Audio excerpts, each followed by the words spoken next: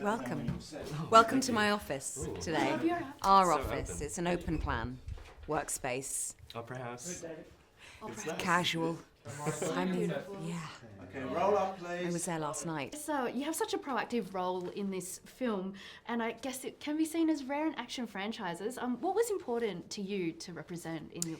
Great first question. The most important thing for me was I wanted to elevate her out of something that was just one thing.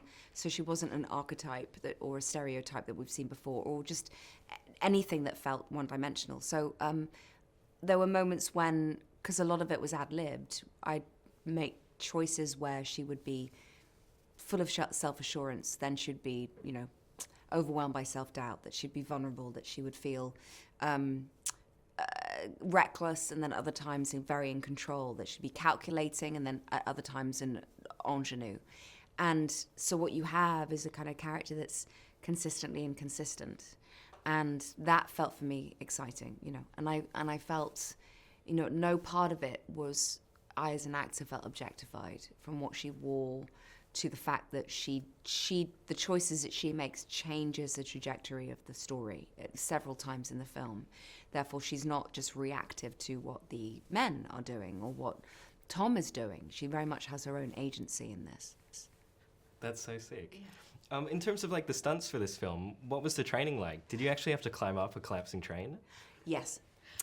So we trained for 5 months. I trained with Wade Eastwood and his world-class team of stunt men and women. There was drifting involved on a racetrack, and then also was introduced to the Fiat 500 car that we nicknamed Trixie because it had a mind of its own. And so learning how to drift competently, but then take that onto location in Rome, took a lot of discipline to know that I could do it well and safely with Tom handcuffed to me, but then also knowing that I could make her performatively more reckless seeming. So there was that sort of paradox. And then there was a sleight of hand tricks, and then unarmed combat and fight sequences. And then the train carriage. I mean, that was just months and months of very, very specific technical movement and physical gestures that sort of enabled this kind of runaway train feeling to feel very much, very dangerous and exciting. You mentioned the handcuff sequence. I was just wondering what that was like for you, and are you on Tom Cruise's cake list?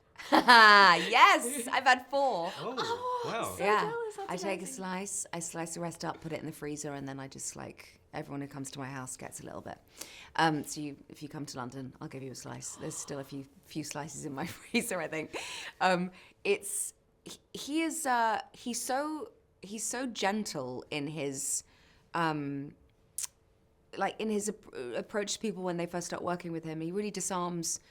There's no sort of intimidation or kind of, you don't get it kind of like, oh my God, it's the legend. You see the person who's very kind and very present. He's really attentive to what it is that he can read from you that you need to feel comfortable.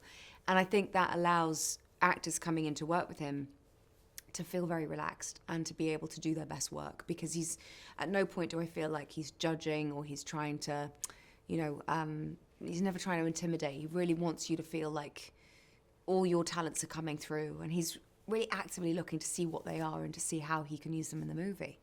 So I loved working with him. I felt very safe and very seen.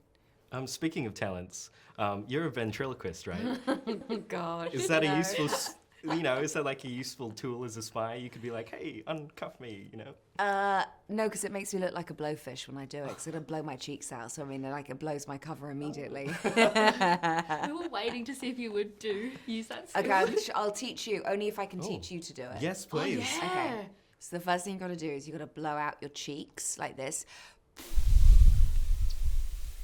Just really let the air come out. Okay, good. And now do that, but hum. So do this. Sounding good, guys. Got a choir going on here. Okay, so the next thing you do is you really over-articulate inside. So you practice saying a line like this. So as you're blowing out your cheeks and humming, you go, I'm stuck inside and I can't get out. I'm stuck inside and I can't get out. Yes, yes, Yes! I know you're going to go home and look in the mirror and try and do that my now. God. I know what your day is going to involve. Yeah. We're gonna drift home. We're gonna look in the mirror. Exactly. Thank you. Pleasure. Anytime. I loved you in Endgame, obviously, as Peggy. Would you ever go back to... Oh, wow. I mean, if the audiences wanted her, and if Marvel ever asked me to, I think the main thing is, how has she evolved in a way that feels progressive and that feels like it gives me enough to do that audiences want, you know?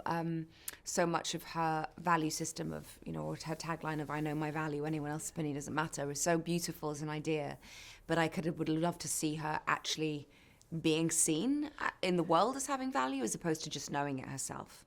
And that means giving her a lot more autonomy and a lot more nuance of character, so that the audiences feel that they're, you know, she's catching up to what they want.